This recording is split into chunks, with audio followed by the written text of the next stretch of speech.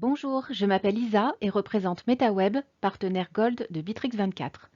Je réalise pour vous de brèves vidéos quant aux fonctionnalités et nouveautés de Bitrix24.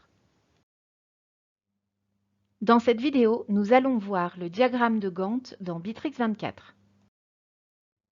Un diagramme de Gantt est un type spécial de travail avec des tâches directement dans la grille du calendrier.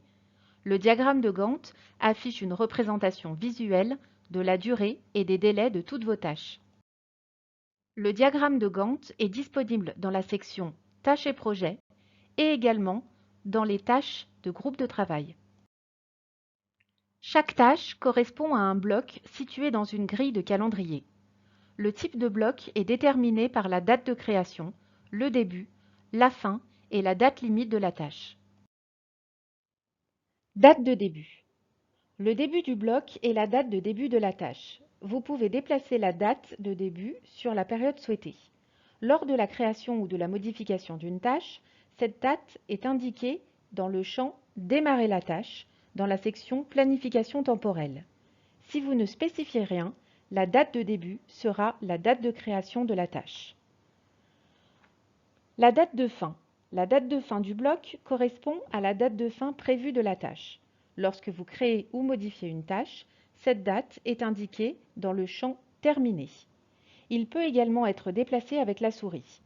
L'apparence des blocs sera différente selon que cette date est spécifiée ou non. Cet exemple affiche la différence entre les deux. Dans le premier cas, la date n'est pas spécifiée et dans le second, la date est spécifiée. Date limite. Si la date limite est spécifiée pour une tâche, une barre rouge apparaît alors dans la ligne de la tâche. Si la tâche est en retard, la période de retard sera peinte en rouge. Il faut savoir que par défaut, les jours de week-end et les jours fériés ne sont pas pris en compte lors de la création d'une tâche. Pour modifier ce principe, vous pouvez activer l'option en cochant la case « Sauter les jours de week-end et fériés ». Lorsque la tâche est reportée à un jour de week-end, les délais seront décalés au jour de travail le plus proche. Les tâches avec le suivi du temps dans le diagramme de Gantt ont une apparence particulière. Une barre sombre indique le temps réel pendant lequel un employé a démarré et travaillé sur une tâche. Comme vous pouvez le voir, le diagramme de Gantt est un outil vraiment utile pour gérer les délais. Il simplifie considérablement la planification, même avec un grand nombre de tâches. Si cette présentation vous a plu et vous a été utile, n'hésitez pas à liker, commenter et partager. Je vous remercie pour votre écoute et vous retrouve bientôt dans d'autres présentations.